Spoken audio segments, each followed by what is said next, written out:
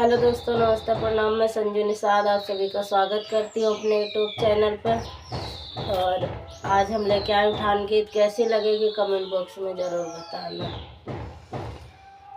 रसी कह तेल पर आयो हम तो जाना लल्ले होई है, हम तो जाना लल्ले होई है रे। बहनी हुआ तय बुआरा बिन सार तो लालुआ जनम लेना, लालुआ जनम लेना रे।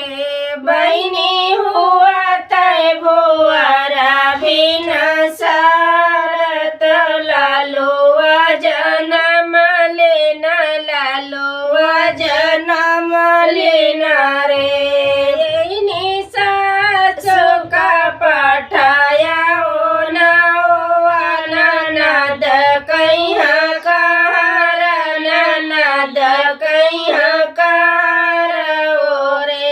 पिया जेठनिया तू ही चले जात्यो, जेठनिया हमारी गोतिनिया। पिया जेठनिया के तू चले जात्यो, जेठनिया हमारी गोतिनिया।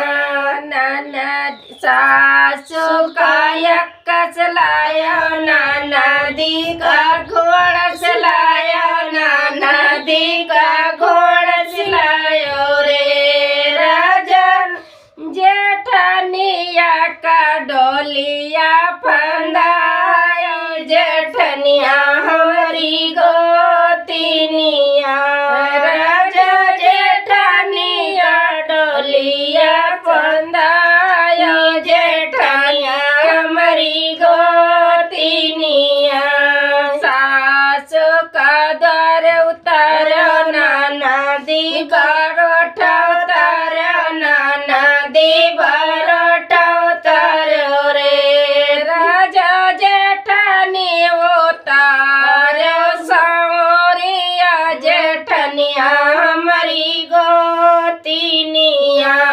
राजा जेठनी उतारो सावरिया, जेठनिया हमारी गोतिनिया। सासु का जंदरिक रोटे, ननदी का मकुनिक रोटे, ननदी का मकुनिक रोटी रे। राजा जेठनी का पूड़िया छनायो, जेठनिया हमारी गोतिनिया। राजा जेठनी का पूड़ी छनायो, जेठनिया हमारी गोतिनिया। सासु ये कन्नी दिया, ननदी चवन्नी दिया, ननदी चवन्नी दिया रे। दादा जेठनी था का मोहताज, जेठनिया हमारी गोतिनिया। बहनी गोतिनी तोटा का मोहताज, जेठनिया हमारी गोतिनिया।